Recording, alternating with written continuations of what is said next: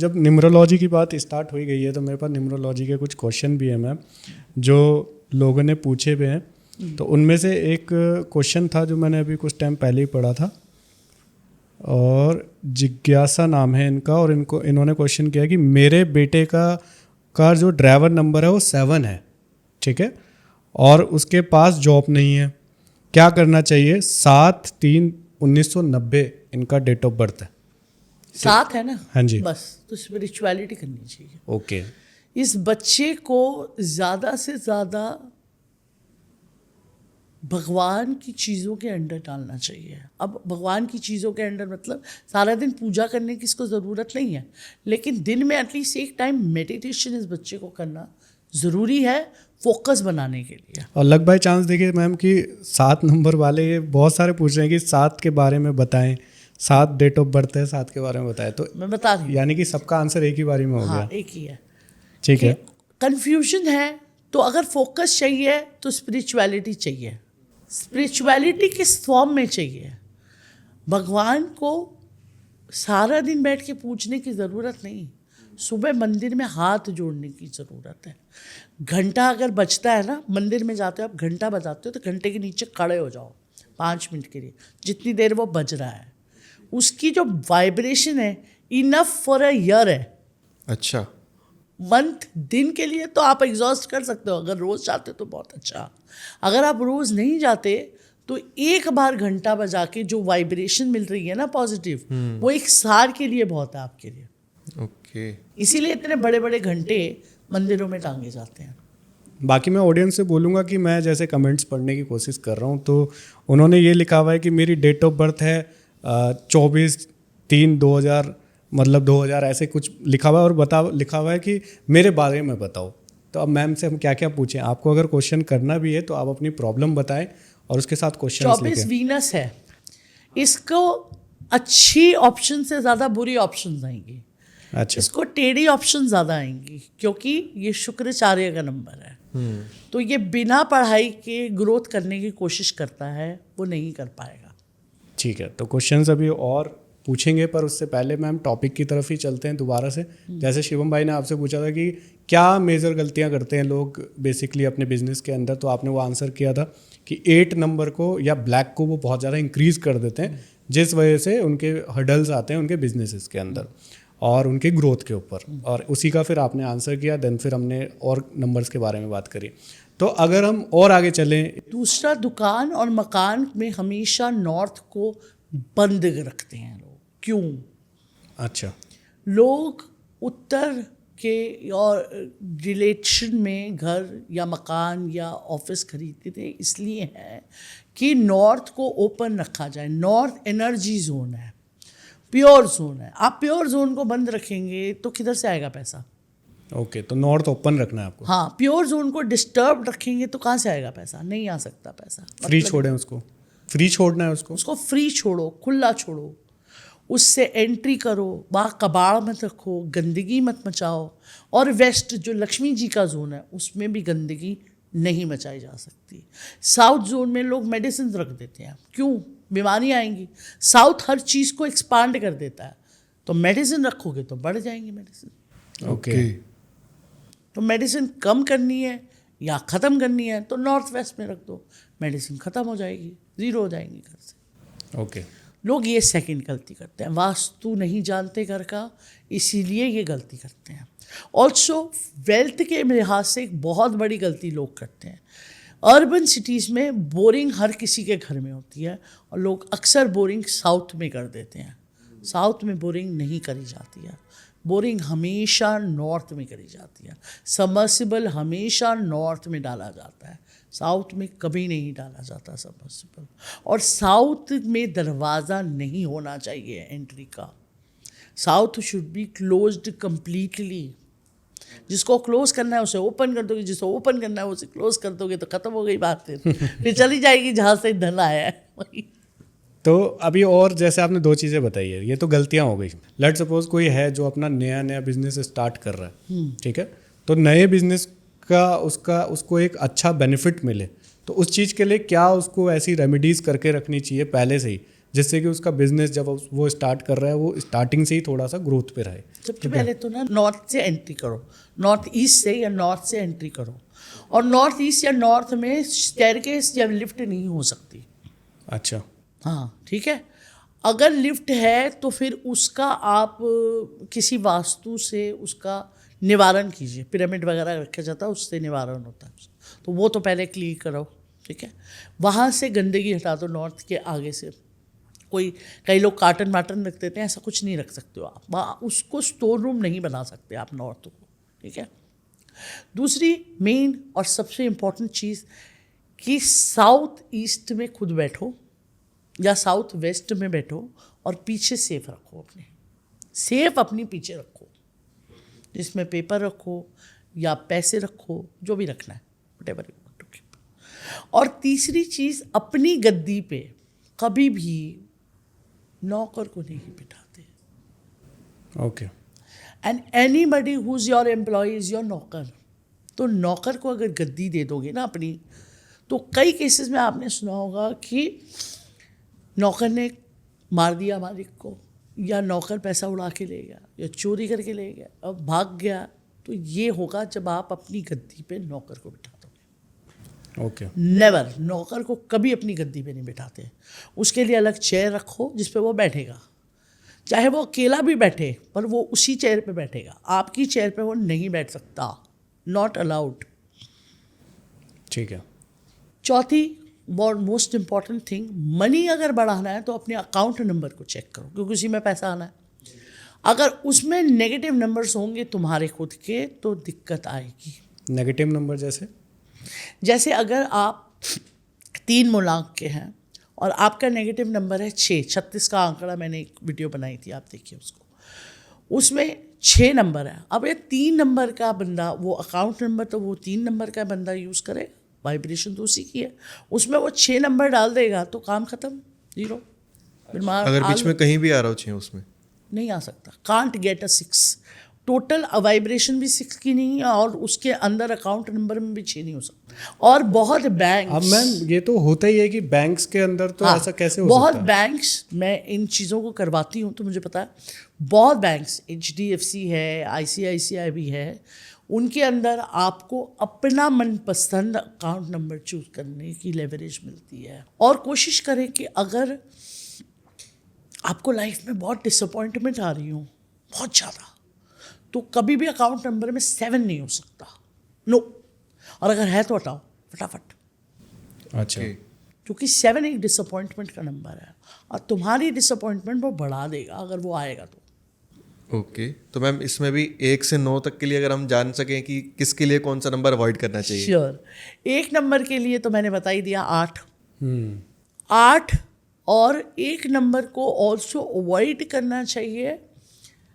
मान लीजिए कि जैसे अगर 1 नंबर उसका हॉस्पिटल में रह रहा है तो भी अगर वो जो रूम नंबर ले, कैलकुलेट कर ले, शुड नॉट बी एनी 8, नहीं तो वो कभी उस हॉस्पिटल के रूम से बाहर नहीं निकलेगा।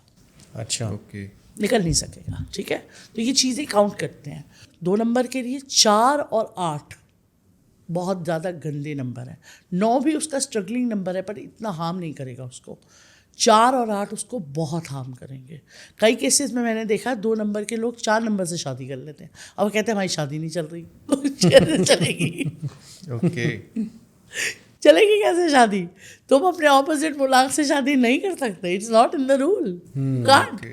पहले के जो पेरेंट्स आपकी पत्नियां मिलाते थे वो क्या मिला रहा होता था? मूलांक ही मिला रहा होता था। उसका दोस्त है कि दुश्मन है? अगर दोस्त होगा तभी तो गाड़ी चल सकेगी, नहीं होगा तो कैसे चलाओगे गाड़ी? सही बात है। तीसरा केस है 3 का 6 नहीं हो सकता और उसका दुश्मन है 6। तो 6 के अलावा, क्योंकि 3 is Jupiter and 6 is Venus, तो 6 के अलावा कोई भी नंबर वो रखे, ठीक है। मोबाइल नंबर में कोशिश ये करनी चाहिए 2, 4 और 8 को अवॉइड करना चाहिए। 2, 4, 7 और 8 को हमेशा अवॉइड करना चाहिए। 2 ज़्यादा होंगे तो इमोशनल कंस्ट्रेंट आएगा, 4 ज़्यादा होंगे तो राहु दिमाग बहुत पजल करके रखता है, मैं बताऊँ। ऐसी 7 नंबर दिमाग पजल करके रखता है। राहु ऑप्शंस बहुत दे देता तो कंफ्यूज कर देता है। 7 नंबर डिसाइड नहीं करने देता तो कंफ्यूज कर देता है, ठीक है। और 8 नंबर रुकावटें देता ही है। तो 2, 4, 7, 8 को हमेशा मोबाइल नंबर में और अकाउंट नंबर में अवॉइड ही करना चाहिए। 4 अगेन उसका 8 दुश्मन है और 2 दुश्मन है, नहीं उनको ऐड करना चाहिए। 5 के लिए 5 सबका दोस्त है, लेकिन प्रॉब्लम क्या है भाई, राजा है 1 नंबर और ये उसका बेटा है, तब बाप का दुश्मन तो आपका भी दुश्मन हो गया, तो 8 तो आप भी अवॉइड करें फिर ठीक है। फादर का तो दुश्मन है, वो कहीं ना कहीं कभी ना कभी बेटे को जरूर हार्म करेगा, तो अवॉइड 8। ओके 6 के लिए 3 अवॉइड करना है, जैसे हमने पहले सेम केस में बात करी। 7 को तो अगेन इसका कोई दुश्मन नहीं है, बट 7 को 8 और 9 को अवॉइड करना चाहिए, जो को दोनों लॉजिकल नंबर है, और 4 को भी अवॉइड करना चाहिए। 4 उसको कंफ्यूज रखेगा, 8 उसको रुकावटें देगा, 9 बीमारियां दे सकता है, तो इसलिए अवॉइड ऑल 3, ठीक है। और 8 तो ऑफ कोर्स उसको खुद 8 भी अवॉइड करना चाहिए, 8 को भी 8 अवॉइड करना चाहिए, ठीक है। हाँ, क्योंकि ऑलरेडी रुकावटें आ रही और आ जाएंगी। और उसको ऑफ कोर्स 2 और 4 अवॉइड करना चाहिए 8 नंबर को। 9 को अवॉइड करना चाहिए 2, बिकॉज 9 का रिलेशनशिप एक्चुअली उसके दुश्मन बहुत हैं, लेकिन जिससे बिल्कुल उसकी आइडियोलॉजी नहीं चलती वो 2 नंबर है। ओके क्योंकि एक है इमोशन, एक है प्रैक्टिकलिटी, तो गाड़ी नहीं चल पाती है। अभी जैसे आपने बोला था मैम कि 8 को 8 ही इग्नोर करना चाहिए, तो ऐसे कई और भी मूलांक हैं जिसको, जैसे कई लोग होते हैं, जैसे मैंने कई केसेस देखे हैं, उनमें क्या है कि दोनों ही पर्सन जो हैं वो 1-1 वाले हैं, तो ऐसे वन है हाँ मतलब 1 जो मैरिड टू 1, हाँ 1 to 1 मैरिड हो गए। जैसे आपने बोला कि 2 नंबर वाले ने 4 नंबर से मैरिड कर ली, तो उनकी मैरिड लाइफ अच्छी नहीं चल रही या चल ही नहीं रही है। तो क्या ऐसे केसेस होते हैं जहाँ पे सेम नंबर वालों की भी आपस में नहीं बनेगी या ज़्यादा बनेगी, क्या होता नंबर है? मैरिड टू 8 नहीं बनेगी, 4 मैरिड टू 4 नहीं बनेगी, 9 मैरिड टू 9 बिल्कुल नहीं बनेगी, अच्छा, नहीं बनेगी। कोई भी सलमान खान से अक्षय कुमार के टाइप का कोई शादी कर लेगा तो नहीं चलेगी गाड़ी सही बात है। 9 to 9 नहीं चलेगी, कोई भी कॉम्बिनेशन हो नहीं चलेगी, ओके, ठीक तो है। मतलब सेम नहीं चलते। नहीं, लॉजिकल नंबर है, लॉजिकल नंबर कहता है, अब आप मेरा और आपका तर्क चल रहा है, आपका भी लॉजिक आ रहा है, मेरा भी लॉजिक आ रहा है, तो कैसे चलेगी गाड़ी? लॉजिक नंबर, लॉजिक नंबर 4, 8 और 9 लॉजिक नंबर्स हैं। ओके, इसीलिए जिनको भी इनसे शादी करनी चाहिए उनको ये याद रखना चाहिए, इमोशनैलिटी सेकंड होगा, फर्स्ट लॉजिक होगा। तो फाइनेंस के लिए मैम, और अगर हम चलें कि जैसे अभी तो ये न्यूमरोलॉजी की बात हो गई जहाँ पे हमने और वास्तु से रिलेट करते हुए हमने लोगों को रेमेडीज़ दी कि कैसे वो अपने नोट्स को बेटर करके अपने जो भी इनकम की चीज़ें उनको इंक्रीज़ कर सकते हैं। तो अगर हम उसको एस्ट्रोलॉजी का थोड़ा सा टच दें मैम, कि अगर एस्ट्रोलॉजी से कोई उपाय करके अपनी इनकम को थोड़ा सा बेटर कर सकता है, अपनी सेल्स को इंक्रीज़ कर सकता है, तो क्या रेमेडीज़ रहेगी उसके लिए? देखिए, पहले के लोग ना अशरफिया या सिक्के हर जगह पे रखते थे घर में, ओके, ये एस्ट्रोलॉजी है।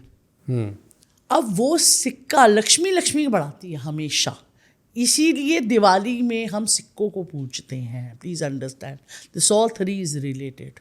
तो अगर आपको पैसे चाहिए तो अपनी सेफ के पास आपको छोटे बोल सिक्के के बना के रखने चाहिए, या फिर कोई डब्बे में चिल्लड़ इकट्ठा करके रख दो कुबेर स्थान पे, ओके, काम खत्म। पैसा कभी कभी पर्स खाली नहीं होगा, नेवर। ओके, तो ऐसी और भी कोई रेमेडीज? ऐसी और रेमेडी चाहिए? चलिए, कुबेर स्थान is north east of your house. अगर वहाँ पे कुबेर जी बैठेंगे तो पैसे नहीं खाली होंगे कभी आपकी जेब से। अगर वहाँ पे आपका सेफ रहेगा या सारा पैसा उस जगह रहेगा या वेस्ट में पैसा रहेगा तो कभी जेब खाली नहीं होगी आपकी, नेवर नेवर। या फिर घर का बड़ा साउथ वेस्ट में उसका बेडरूम डाल दो।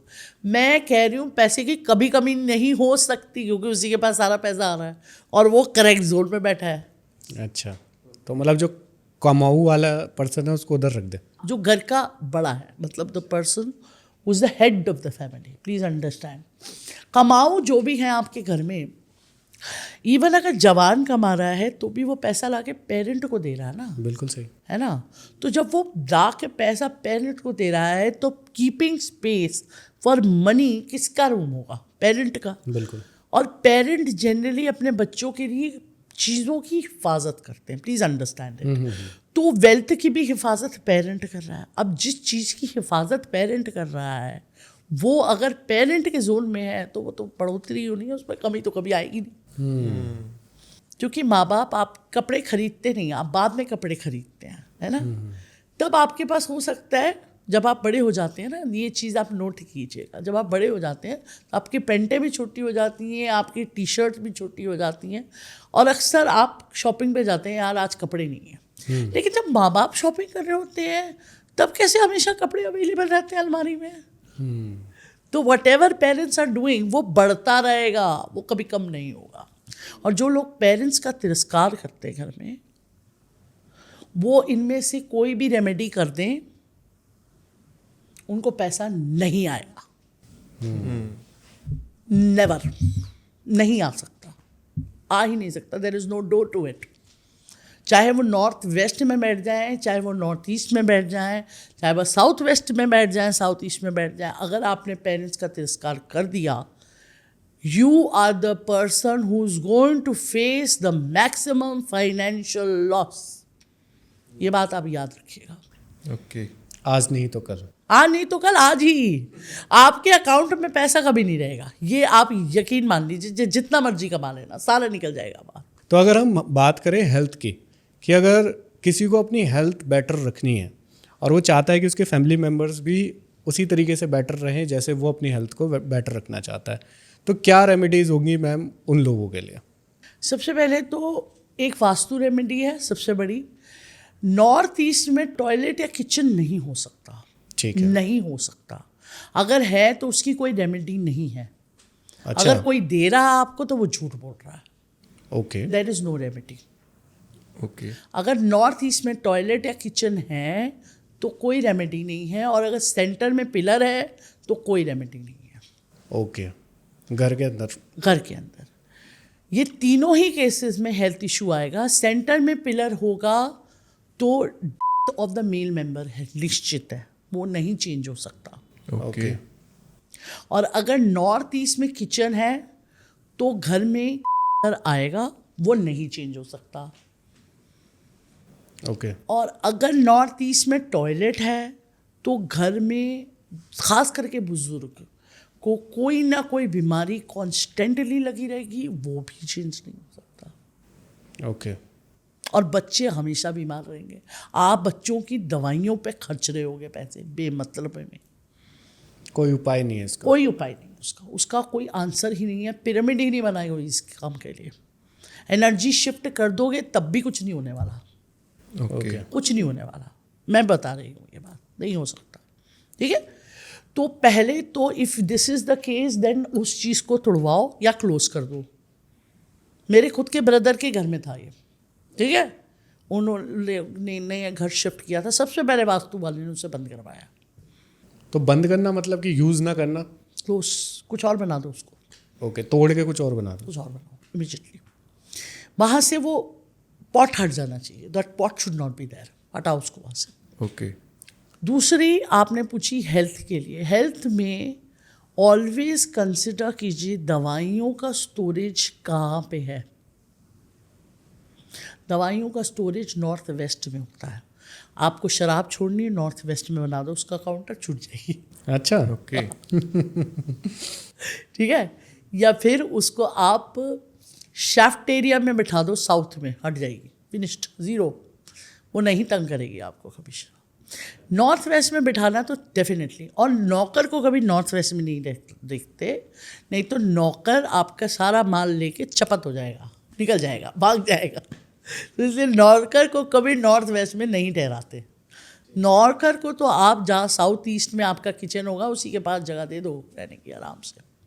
ठीक है, तीसरी और मोस्ट इम्पॉर्टेंट चीज़ हेल्थ के लिहाज से जो मैं आपको बताऊंगी कि आप लोगों के अक्सर मैंने घरों में देखा है कि लोग खासकर जो अपार्टमेंट्स लेते हैं या इवन जो घर लेते हैं, या तो वो टी पॉइंट पे ले लेते हैं या फिर बरियल ग्राउंड्स के पास ले लेते हैं, सस्ता मिलता है, हम ले लेते हैं। Never do this, never, okay, never. मैंने कई केसेस में देखा है जहाँ पे बरियल ग्राउंड सामने आ गया और बैक टू बैक लोगों की होती है घर के अंदर, 1 2 3 4 5। ओके, हेल्थ के लिहाज से एक और इम्पॉर्टेंट चीज़ जो मैंने शायद वास्तु में मेंशन नहीं करी, और न्यूमरो वास्तु, ये दोनों रेमेडी है। पेरेंट्स की फ़ोटो अगर लगाई है, पूर्वज हैं, डेथ हो गई है, या आपने फोर फादर्स की भी लगाई है, पहले तो वो लगती है साउथ वेस्ट में, साउथ ईस्ट की वॉल पे नहीं लगती, ओके, नॉर्थ की वॉल पे नहीं लगती, मंदिर में नहीं लगती, और उसकी पूजा नहीं होती। ओके, नेवर, कभी नहीं करते पूजा। आपने ज़्यादा ज़्यादा चंदन की माला डालनी है, डाल के आराम से आप रख दो उसको। आपके पेरेंट्स ने भी कभी नहीं करी, और करते हैं तो रॉन्ग है, क्योंकि अगर करोगे तो विद इन दैट पर्सन की डेथ टाइमिंग आपकी भी हो जाएगी। It's wrong, don't do this. Okay, plus आप सोल की एनर्जी को, इसका लॉजिक मैं समझा देती हूँ थोड़ा सा क्या है, ताकि समझ आ जाए। लॉजिक के साथ बात समझ आ जाती है तो फिर आदमी नहीं करता वो गलती, है ना। एक वो सोल है, वो इस धरती से जा चुकी है, फिनिश्ड, गॉन, जी, लाइफ खत्म हो गई उसकी, तो उसको किसी वजह से हटा दिया गया ना धरती से। आपके हिसाब से तो नहीं चल रहा है ना यूनिवर्स का सिस्टम, उनके हिसाब से चल रहा है। उन्होंने उस पर्सन को हटा दिया, आपने उसकी एनर्जी को लगा दिया घर में, ठीक है। अब वो तो अभी आपका पूर्वज है, साल गया तो पूर्वज है, 6 महीने गया तो पूर्वज है, प्यार है। लेकिन एक टाइम के बाद तो उसकी जर्नी आपकी वजह से लेट हो रही है। मोह माया, आपने सुना होगा वर्ड, यूज़ नहीं करना है, हमने क्लियर करके जाना है सब अपने देश। तो अब आपकी वजह से उसकी जर्नी डिले हो रही है, वो नहीं जा पा रहा अपने नेक्स्ट जन्म को लेने के लिए। Please understand this very clear. ये रियल कॉन्सेप्ट है, तो कोई ये कॉन्सेप्ट बोलता है तो वो करेक्ट बोल रहा है, कोई कहता है नहीं नहीं इससे कोई फ़र्क नहीं पड़ता, सब दखोसले, is wrong, is completely wrong जो ये ऐसा बोल रहा है आपको।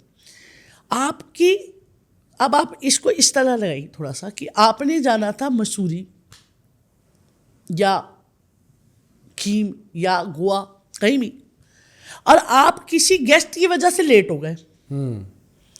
अच्छा, वो गेस्ट आज जाना था, आज नहीं गया, कल जाना था, कल नहीं गया, परसों जाना था, परसों नहीं गया, और 4-5 दिन, हफ्ता रुक गया।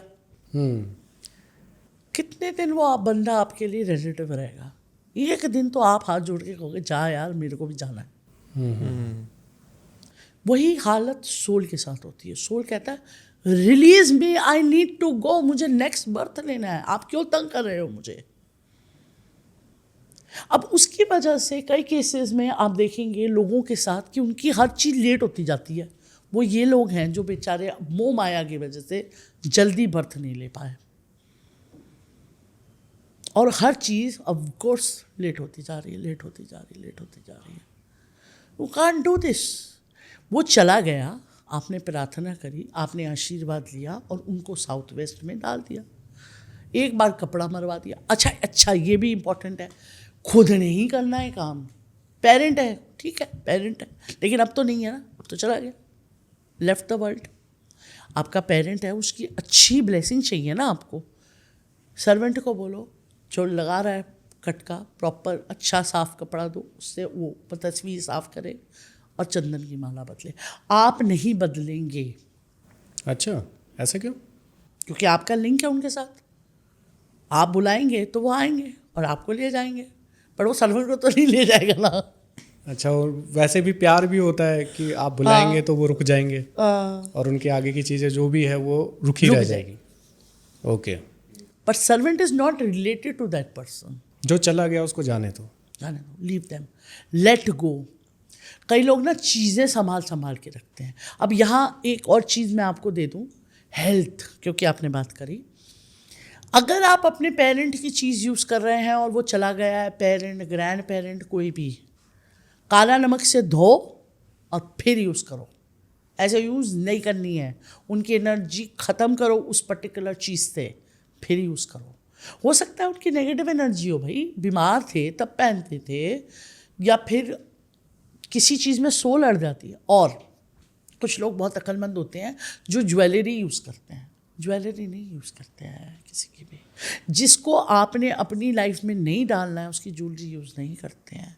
पेरेंट की चाइल्ड यूज़ कर सकता है, प्लीज़ अंडरस्टैंड। अगर एक मदर है तो उसका बेटा उसको यूज़ कर सकता है, उसकी बहू उसे यूज़ नहीं कर सकती। वो उसका बच्चा नहीं है, मतलब आया तो है बट उससे कोख से जन्म नहीं लिया उसने।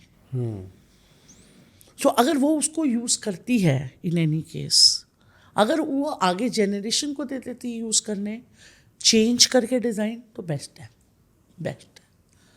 लेकिन अगर उस पर्टिकुलर गोल्ड में वो अड़ गई बंदी और वो नहीं जा पाई तो रुकी रह जाएंगी। आपके घर का काम हो गया, अब उसके बाद there is nothing that can be done.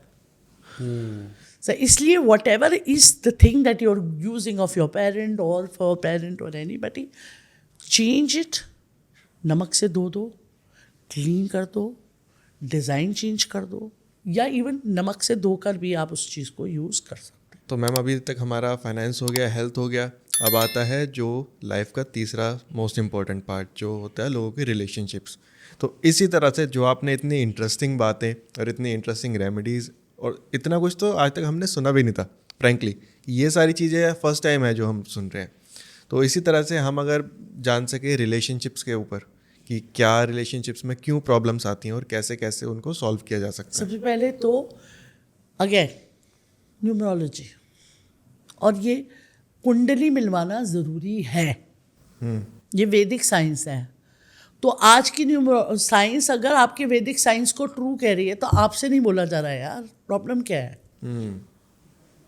कुंडली मिलानी ज़रूरी है।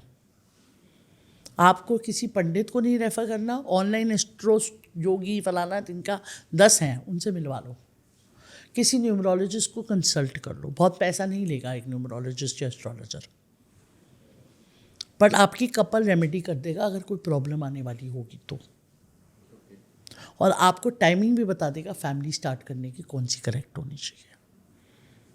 ठीक है, ये क्लियर हो जाता है।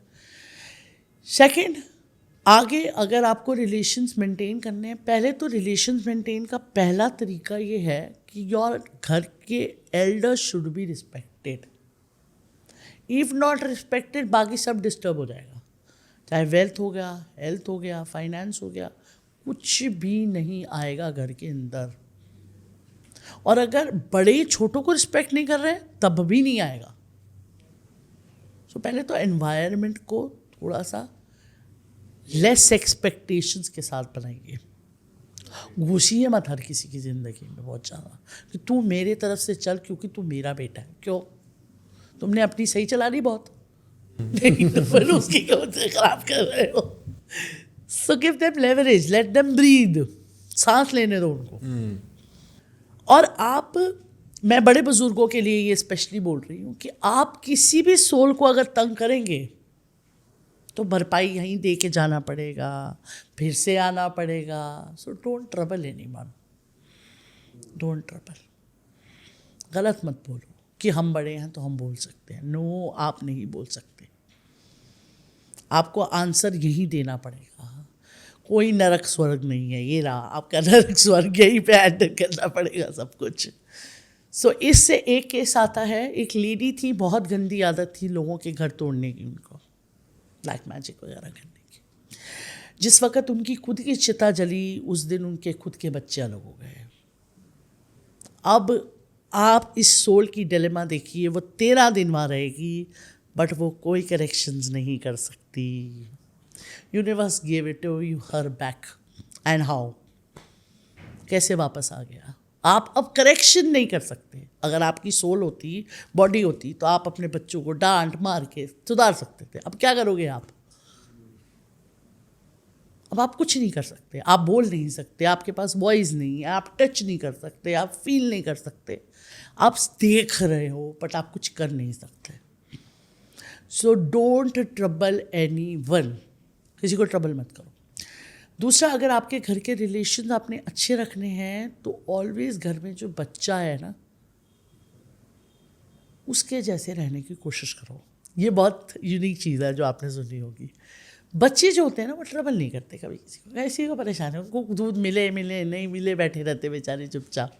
और ये जो है ना, और कोई भी किसी से बात करे, मैंने आदमियों को खास करके देखा है। एक मेरे पास उस दिन मैं कोई इंटरव्यू देख रही थी, उसमें आदमी ने कहा कि आदमियों को ज़्यादा बीमारियां क्यों आती हैं।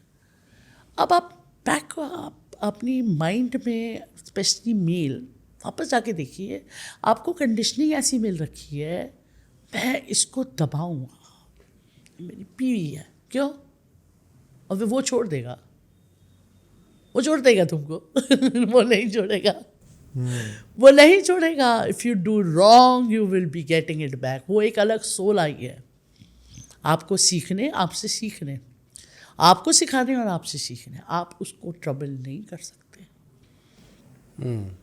And if you do it कि मेरा तो बर्थ राइट है, तो फिर वो अपना बर्थ राइट दिखाएगा। वो आपके सामने आपका ऐसा बच्चा लाएगा जिस पे आपको मुँह अटक जाएगा, फिर वो बच्चा आपका फ़ायदा उठाएगा, फिर वो अपना रूल निकाल लेगा आपसे। आपने किसी को यूज़ किया, अब हम आपको यूज़ कर रहे हैं। This is the Karma game. अगर आपको ये समझ आ गई तो लाइफ इजी हो जाएगी आपकी, और ये रियल है। चाहे आप अपनी फैमिलीज में देख लीजिएगा, ये रियल में आपके सामने हो रही होगी चीज़ें।